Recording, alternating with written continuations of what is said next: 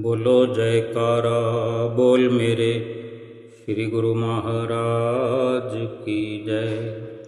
सभी गुरुमुख प्रेमियों से सप्रेम जय सच्चिदानंद। कलयुग केवल नाम आधारा, सुमिर सुमिर नर उतर ही पारा। ये महापुरुषों के वचन हैं। आद जुगाद से ये वचन वर्णन हुए हैं ग्रंथों में कि कलयुग केवल नाम आधारा, सुमर सुमर नर उतर ही पारा। इस कलयुग में भगवान का नाम ही आधार है। केवल नाम सुनने से, जपने से मनुष्य भवसागर से पार उतर जाता है। किसी भी परिस्थिति में, कहीं भी, कैसे भी नाम जप किया जा सकता है। इस नाम जप से हर युग में भक्तों का भला हुआ है। विशेषकर इस युग के लिए, जिस युग में हम अभी जी रहे हैं, ये कलयुग कहलाता है। ये सब जानते हैं। और कलयुग भयावह भी है। कलयुग के नाम से ही थर थर कांपती है दुनिया। कलयुग के नाम से भय खाती है दुनिया। क्यों?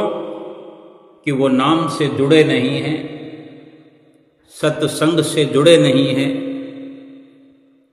सतगुरु मिले नहीं हैं उन्हें। अगर सतगुरु से मिलन नहीं होगा तो ये कौन बताएगा कि कलयुग केवल नाम आधारा, सुमिर सुमिर नर उतर ही पारा। कलयुग में ये विशेष अवसर प्रदान किया है प्रभु ने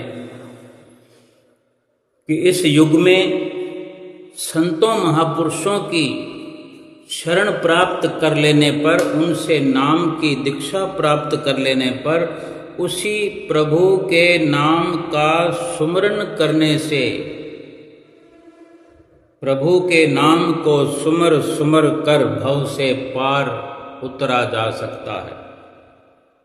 वरना दूसरे युगों में जो हमने पढ़ा होगा, सुना होगा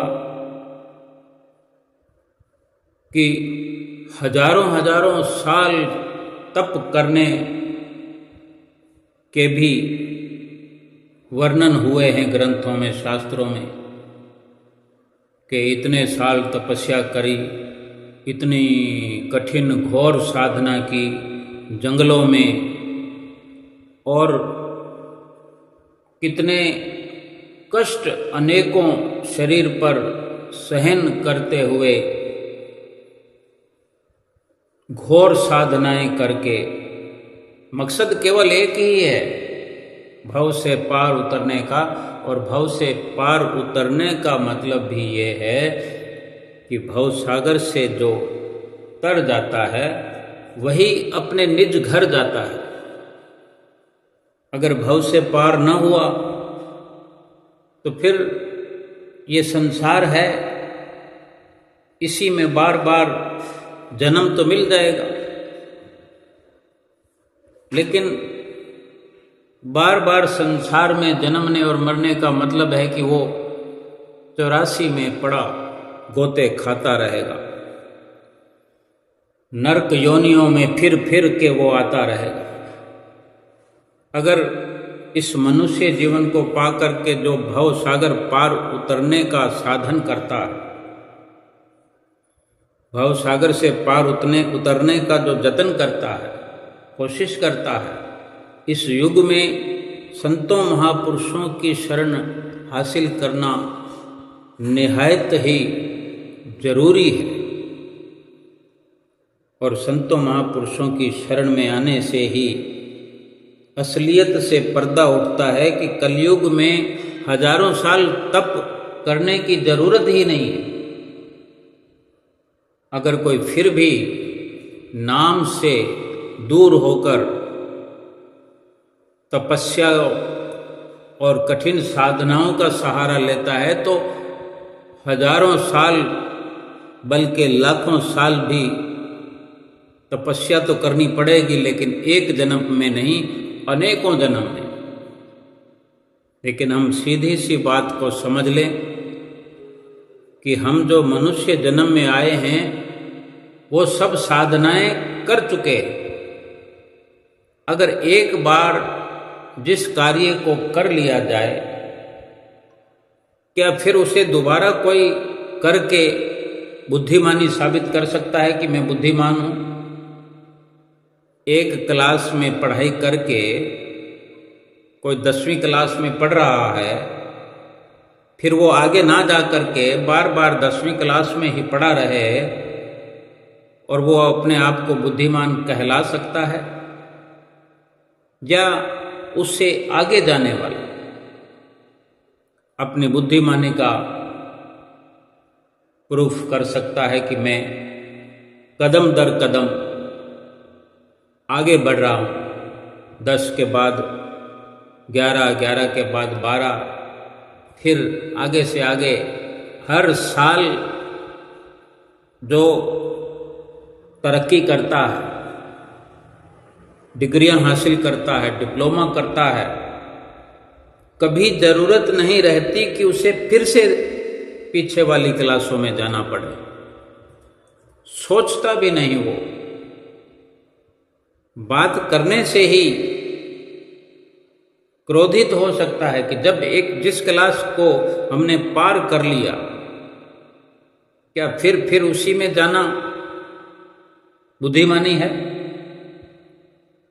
हर इस प्रकार के पढ़ाई करने वाले के पास ये तर्क है।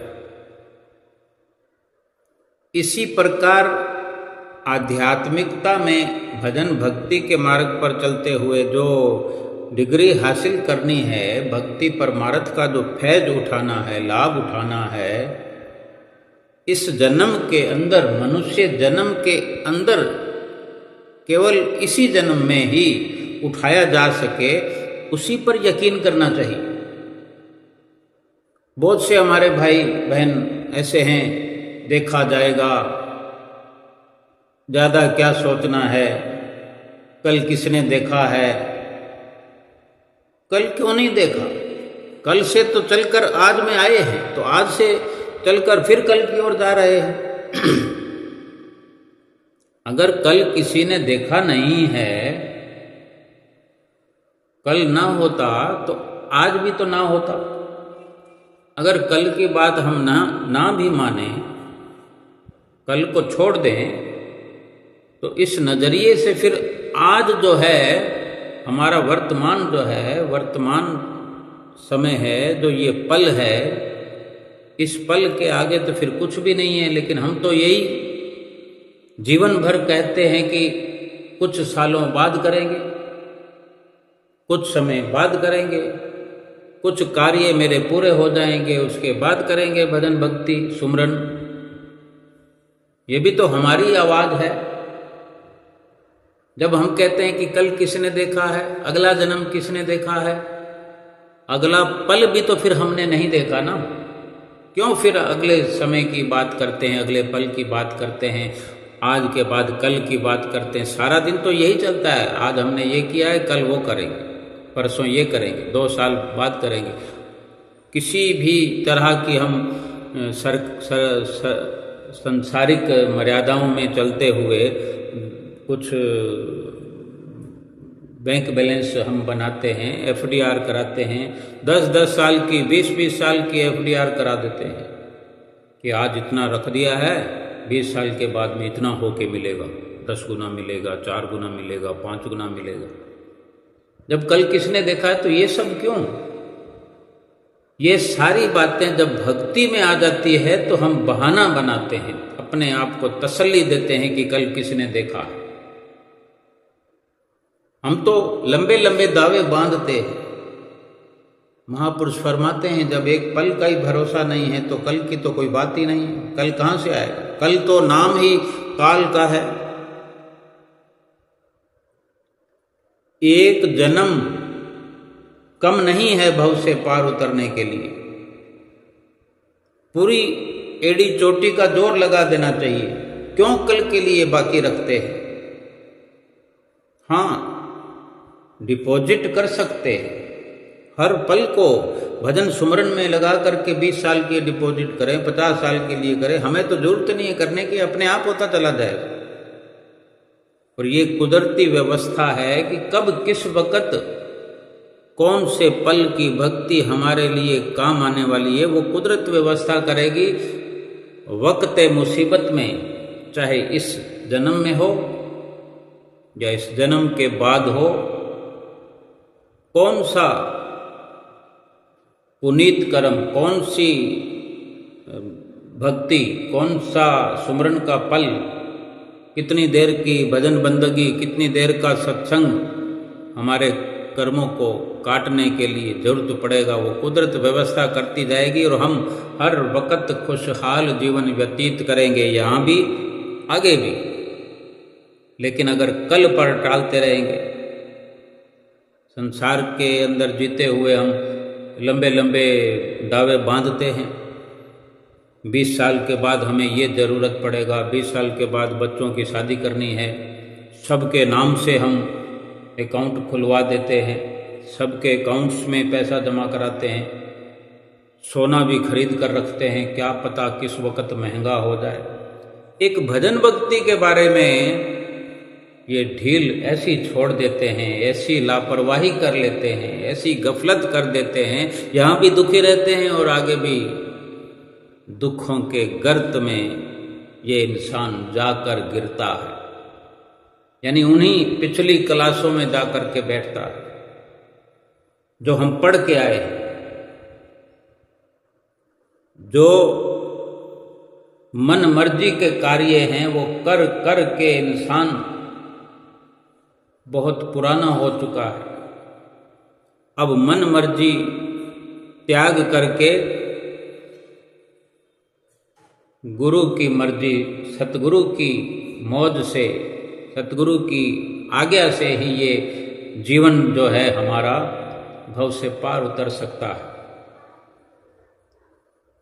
कितना कितना समय हम व्यतीत कर चुके हैं, कितनी जिंदगी हम जाया कर चुके हैं और कितना करेंगे। कोई हम पे तरस नहीं खाएगा। इस जीवन में, इस संसार में, इस जीवन को जीते हुए हमारे सामने एक सतगुरु ही हैं जो हम पर दया करते हैं, दया करते हुए हमें आगाह करते हैं कि जो आद जुगाद से वचन लिखे गए हैं इस युग के लिए, जो संकेत दिए गए हैं कि ऐसा युग आएगा, उस युग में यानी इस कलयुग में नाम ही काम आएगा। और आज हम नाम का ही सहारा लें, नाम का ही सुमरन करें। नाम का सुमरन करते करते करते ही भव से पार उतर सकते हैं। तभी हमें सतगुरु दाता दीन दयाल महाराज जी, श्री पहली पातशाही गुरु महाराज जी के वक़्त से ही सुमरन पर जोर देते हुए श्री दरबार के ग्रंथ भरे पड़े कि नाम की महिमा किस कदर गाई गई है। ये हमारे स्वयं के अपनी आँखों के सामने हमारे जीते जी देखने में आ रहा है आज कि हुजूर गुरु महाराज जी नाम सुमरन के लिए कितना जोर देते हैं। हमें विचार करना चाहिए कि संसार में कोई भी हमें इस प्रकार से भक्ति मार्ग पर चलाने के लिए जोर नहीं देता। अपनी मर्जी से हम बहुत भटके होंगे, जप तप पूजा पाठ हमने किए होंगे, अनेकों जगह पर हम जाते रहे होंगे, क्लास दर क्लास पढ़ाई प्रभु को पाने के लिए हमने की होगी। जरा विचार करके देखें कि नाम जपने के लिए कब किसने हमें आगाह किया, किसने हिदायत करी। सब प्रकार से हम अपनी मन मर्जी से जो करते रहे, जब मन किया जिधर मुख किया और चल पड़े, घंटी बजाई, अगरबत्ती करी, माथा ठोका और फिर वापस चल पड़े, बस हो गई भक्ति। ये सतगुरु की कृपा हुई, ये सतगुरु की असीम कृपा हुई जो अपनी चरण शरण में हमें लगा लिया। अब अपने मन की एकाग्रता हमी को करनी है। ये मन एकाग्र हुआ, सतगुरु की आज्ञा व मौज पर चले, वो लाभ प्राप्त करे जो इस जीवन में करना है। केवल नाम का सुमरन जो निश्चिंत होकर, एकाग्र होकर, एकांत में बैठ करके अपने प्रभु से मिलने का जतन करने का एक साधन है। अनेक अनेक गुरुमुख प्रेमियों की ये आवाज होती है कि हमसे होता नहीं, हमसे बैठा जाता नहीं, हमें कुछ समझ आता नहीं। बैठा जाएगा, समझ में भी आएगा, सब कुछ होगा, शुरुआत तो करें। बैठेंगे तो बैठ पाएंगे, करेंगे तो कर भी पाएंगे।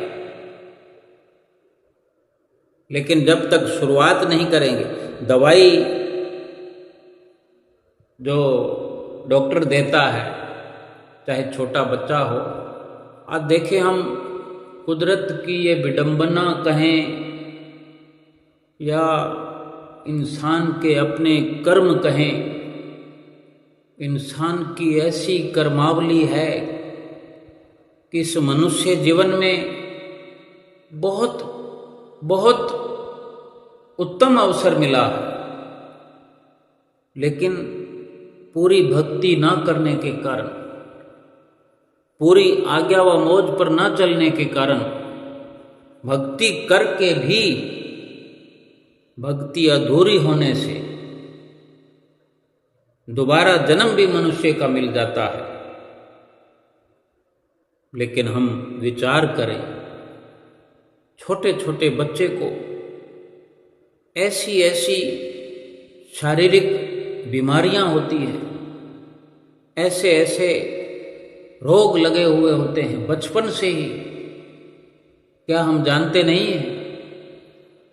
मनुष्य का जन्म मिलना सौभाग्य की बात है, लेकिन ऐसे जन्म का क्या फायदा कि मनुष्य का जन्म गिनती में तो आया, लेकिन दुखों के अंदर बचपन से ही गलतान रहे।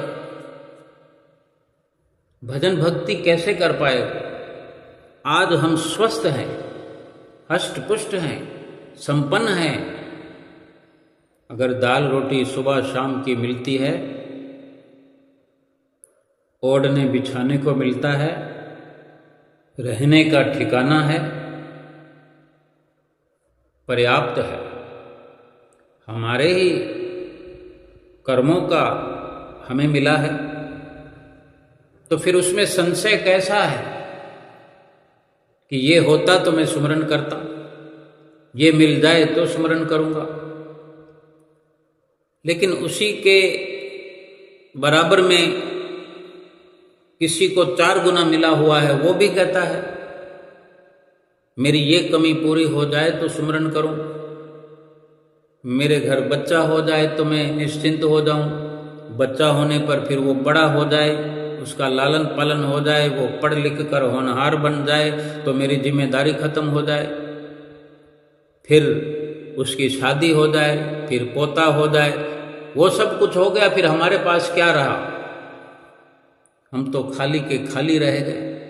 अब क्या 70 साल की उम्र में, 60 साल की उम्र में हम नाम लेने जाएंगे, या नाम हमें 50 साल पहले मिल गया, उसको रख दिया हमने, 50 साल से पड़ा हुआ नाम उठाकर अब जपना शुरू करेंगे?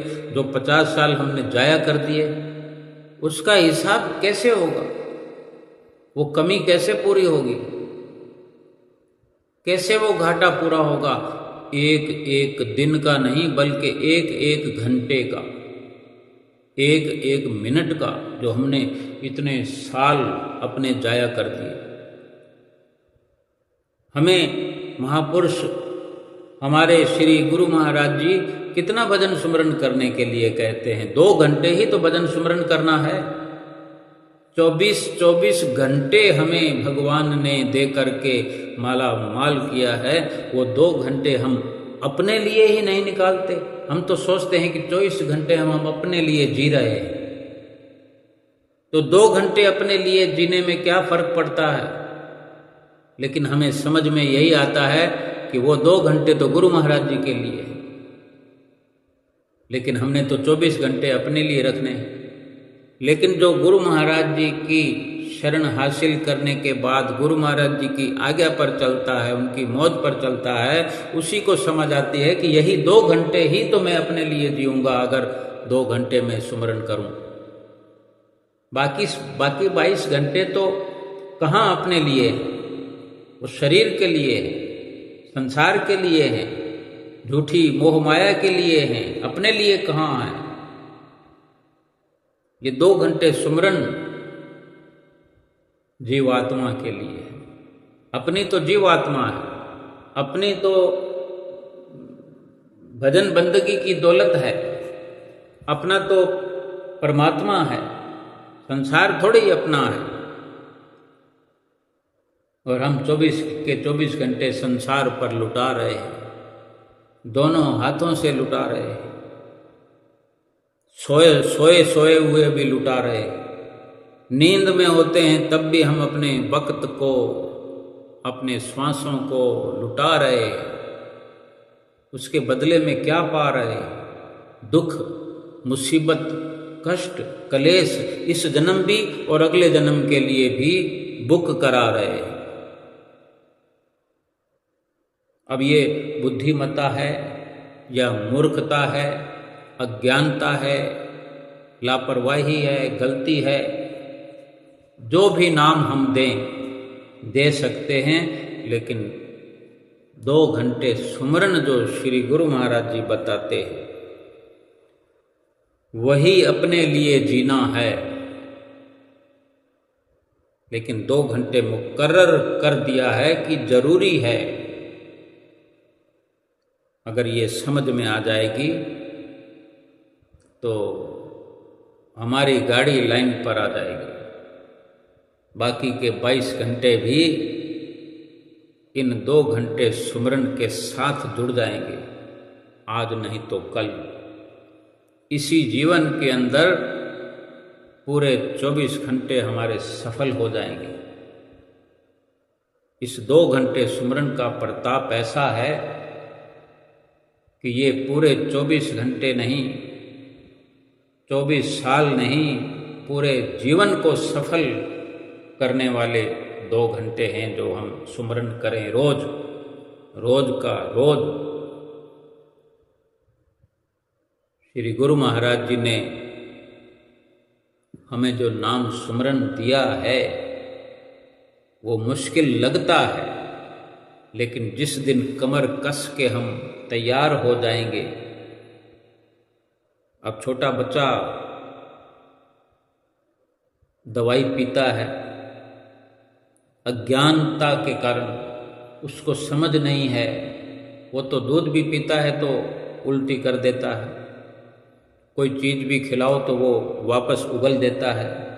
धीरे धीरे उसे समझ आती है, माता पिता उसे सिखाते हैं, थोड़ा थोड़ा मुंह पे लगाते हैं, कोई भी चीज़ हो, लेकिन दवाई उसको ज़बरदस्ती पिलाते हैं। अगर बच्चा अस्वस्थ है खांसी है, जुकाम है, या उसको इंजेक्शन भी लगाना पड़ता है। देखो, वही इंजेक्शन बड़े युवक को लगता है युवा स्थिति में, वही इंजेक्शन नवजात शिशु को लगता है।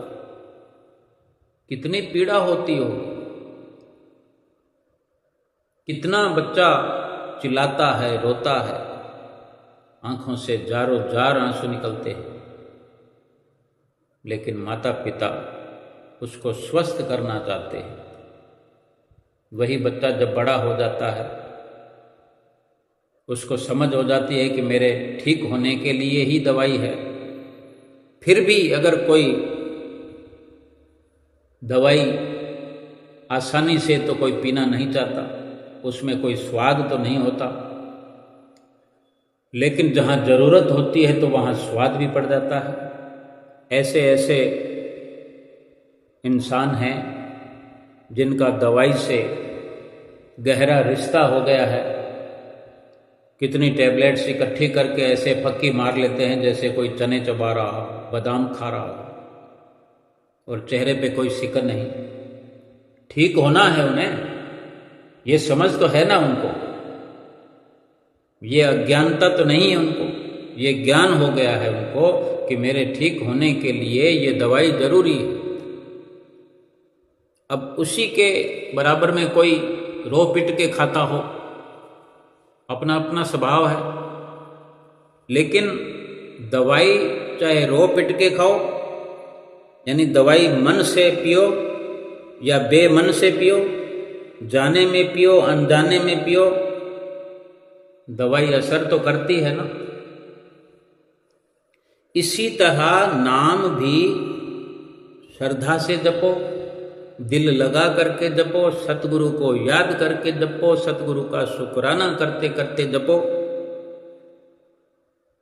या अनमने मन से बैठो, जी ओखा करके बैठो।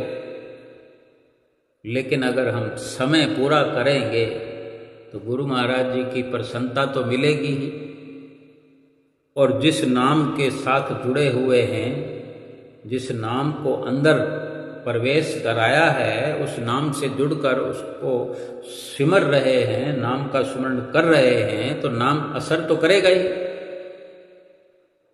श्रद्धा से जपें तो अनेक गुना फायदा करेगा, और अनमने मन से करें तो जितना उसका असर है वो तो करेगा ही करेगा। रोम रोम में खुशी भर करके करें, यही सुमरन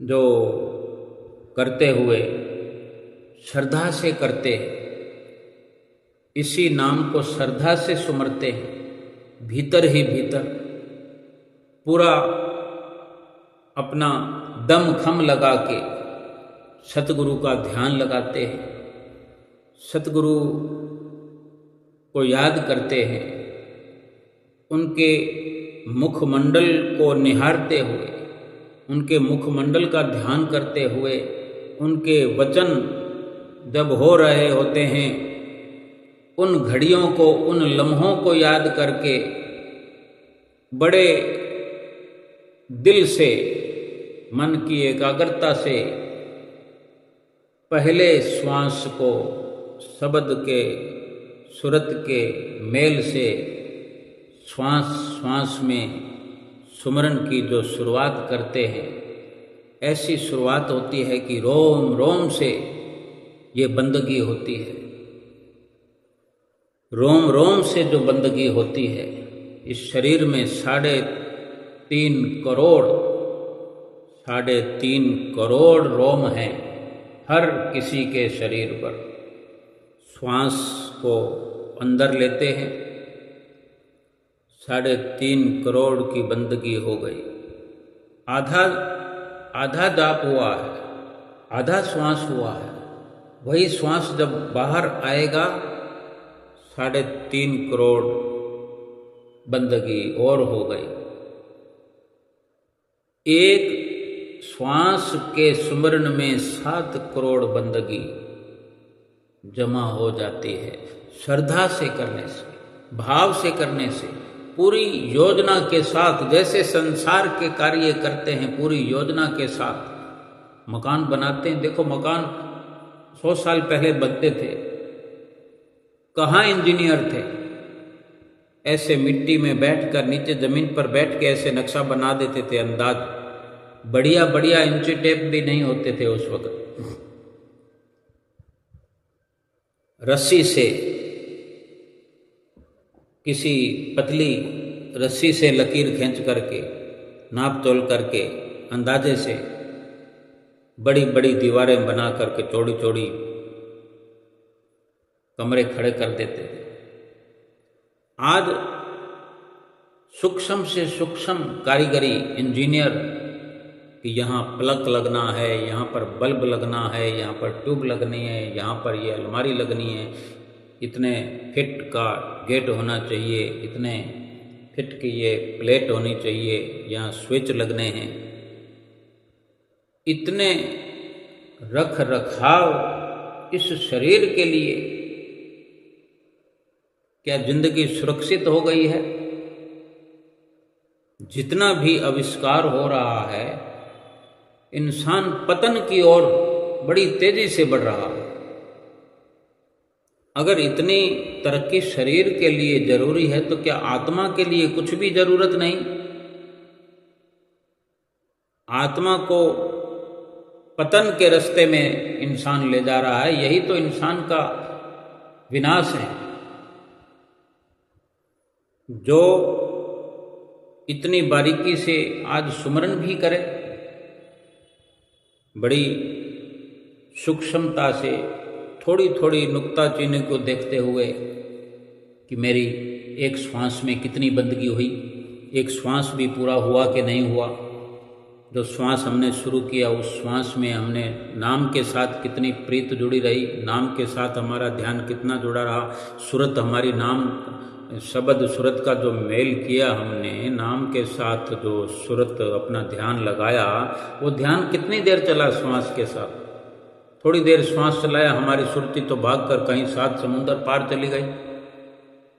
फिर उसको पकड़ के कौन लाएगा? श्वास तो चलते रहेंगे। श्वास तो हम सुमरन करें तो भी चलेंगे, सुमरन नहीं करें तो भी चलेंगे, पाप कर्म करेंगे तो भी श्वास चलेंगे, और पुण्य करेंगे तो भी श्वास चलेंगे, भक्ति करेंगे तो भी श्वास चलेंगे, दर्शन कर रहे होंगे गुरु महाराज जी के तो भी श्वास चलेंगे, संसार के दर्शन कर रहे होंगे तो भी श्वास चलेंगे। श्वास तो जो मिले हैं वो चलते रहेंगे।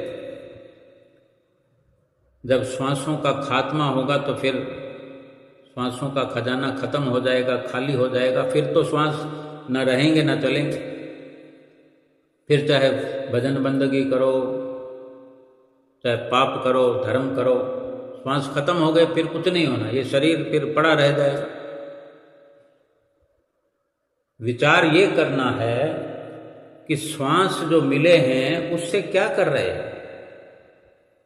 और जब सुमरन की हम शुरुआत कर रहे हैं, सुमरन की शुरुआत करने पर हमने ये विचार अवश्य करना है कि जब हम बैठ ही गए, जब सुमरन में बैठ गए, तो पूरी मर्यादा के साथ, पूरी तटस्थता के साथ,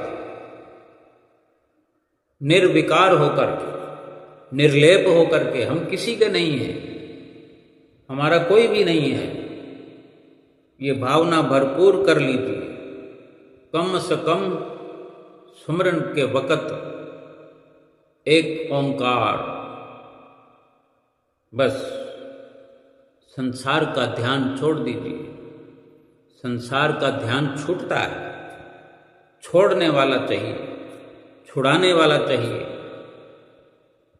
अगर हम चिपके रहेंगे तो संसार अपने आप नहीं छूटेगा, क्योंकि संसार को हमने पकड़ा है तो हम ही को छोड़ना।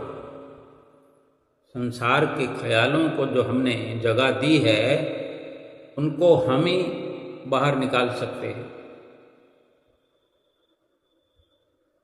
वास्तव में सुमरन का लाभ जो है इतना भारी है, हम विचार करके अपने अंदर एक फैसला करें कि जैसे बारिश के पानी का कोई रंग नहीं होता, पर जब बरसता है तो सारी कायनात को रंगीन बना देता है। बारिश का पानी जो बरसता है रंगीन कैसे बना देता है? वो रंग दिखता नहीं है, सब रंगीन मिजाज हो जाते हैं। खुशी की लहर दौड़ पड़ती है। अब यूं तो उसके प्रशंसक और आलोचक दोनों ही होते हैं। कोई बरसात को ना चाहने वाले भी होते हैं, जिनकी झुग्गी झोपड़ी ऐसी जगह पर है कि बरसात अगर आई तो उनको खतरा हो जाता है कि कहीं हमारे इस तरफ पानी आएगा और हमारी झोपड़ी तो बह जाएगी। वो तो यही प्रार्थना करते हैं, प्रभु बारिश ना आए। लेकिन एक बड़ी पुकार जो है वो बारिश के पक्ष में रहती है, क्योंकि बारिश से सारी पैदावार होती है। अगर बारिश नहीं होगी तो क्या खाएंगे, किसान क्या उगाएंगे और हम क्या खाएंगे, क्या पहनेंगे, सारा उसी पर निर्भर है। ऐसे ही परमात्मा की कृपा भी ऐसी होती है, बस बेहिसाब बरसती है। परमात्मा की कृपा हर एक पर बरसती है। जैसे बरसात जब बरस रही है तो सब जगह बरसती है, लाभ उठाने वाले उठाते हैं, पानी को इकट्ठा करने वाले करते हैं। बरसात में जिसको भीगना आता है, नहाना आता है, हर कोई अपने सामर्थ्य के अनुसार लाभ उठाता है। ऐसे ही परमात्मा की कृपा है, बरस रही है, बेहिसाब बरस रही है, बस हमको भीगना नहीं आता। एक बार एक आदमी संतों के पास गया और बोला कि महाराज मैं 1-2 बार सत्संग में पहुंचा हूं। भाई सत्संग में 1-2 बार गया था, कोई खास बात मुझे समझ में नहीं आई। तब संतों ने कहा, उससे एक सवाल किया कि पानी के नल की टूटी अगर पूरा खोल दो, पूरे प्रेशर में पानी की टूटी, पानी का नल चला दो और एक गिलास हो तुम्हारे हाथ में और यूं ही पानी तेज गति से चलता रहे नल से, तो तुम्हारा गिलास पूरा पानी से भरेगा? तो वो आदमी बोलता है नहीं महाराज। तो संत बोले क्यों? तो फिर वो आदमी बोला महाराज पानी अगर इतना प्रेशर से आएगा तो गिलास कभी पूरा भरेगा नहीं, क्योंकि वो प्रेशर के कारण ही थोड़ा सा पानी रहेगा, बाकी बाहर ही बिखरता रहेगा। लेकिन पूरा भरने के लिए उसको थोड़ा धीरे करना पड़ेगा, नल को, टोंटी को धीरे करना पड़ेगा, फिर वो गिलास भर जाएगा, क्योंकि बर्तन छोटा है। तब संत बोले ये बात मैं तुम्हें समझाना चाहता हूँ कि 1-2 बार सत्संग में जाने से संस्कार नहीं आते, बल्कि बार बार, यानी ये एक रफ्तार बन जाए।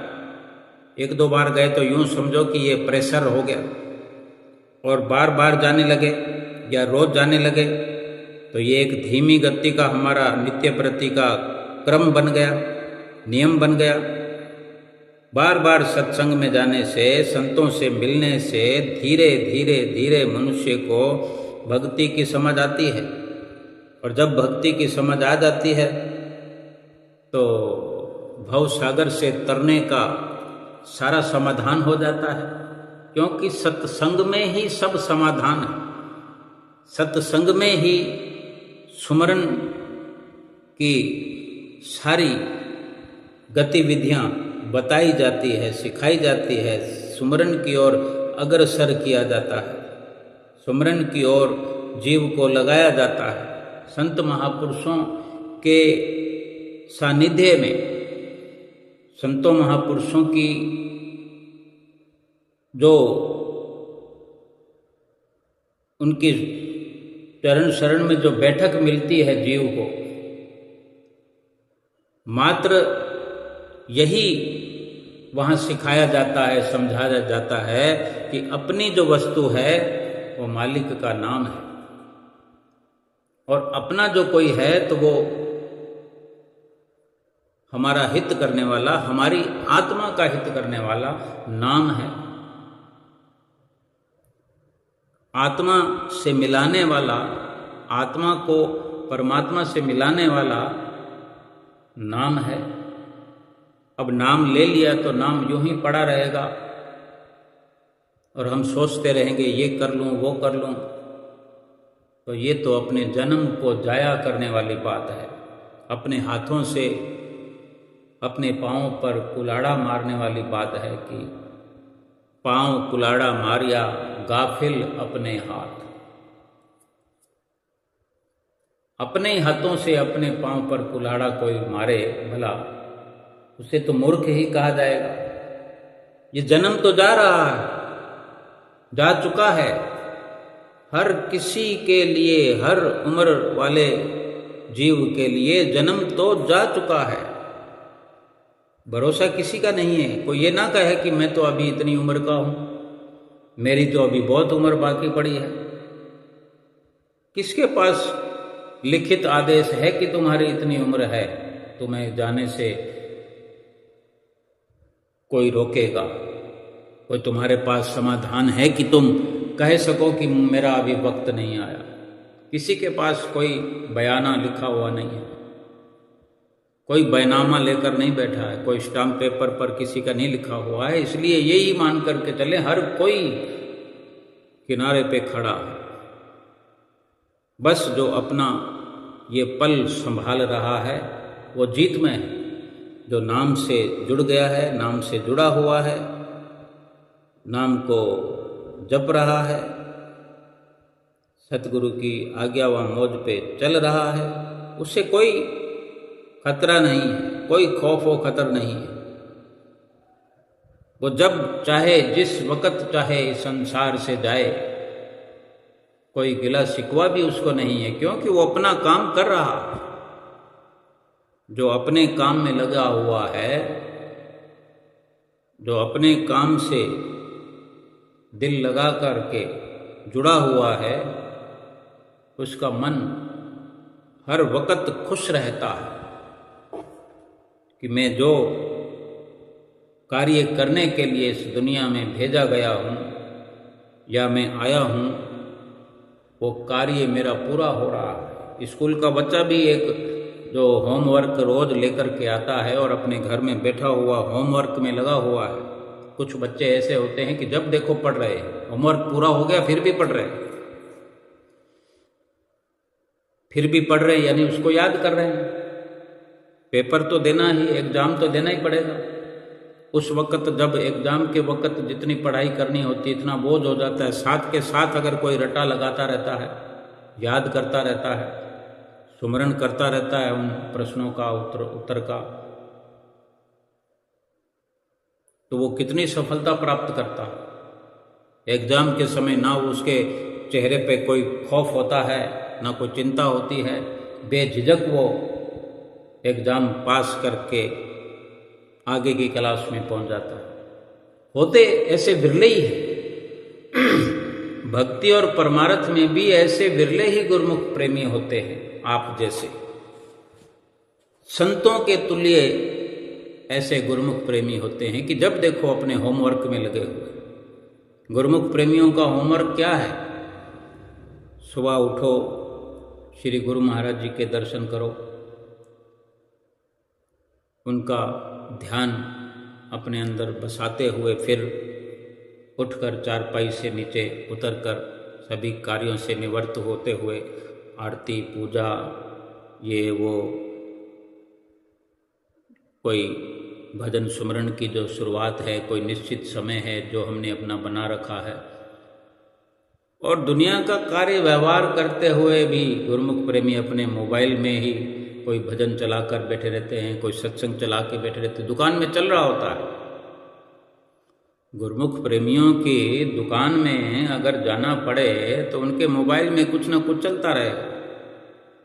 भजन चल रहा है, सत्संग चल रहा है, गुरु महाराज जी के वचन चल रहे हैं, तो क्या वहाँ ग्राहक नहीं आते? क्या वो बिक्री नहीं करते? क्या वो कमाई नहीं करते? क्या वो दुनिया में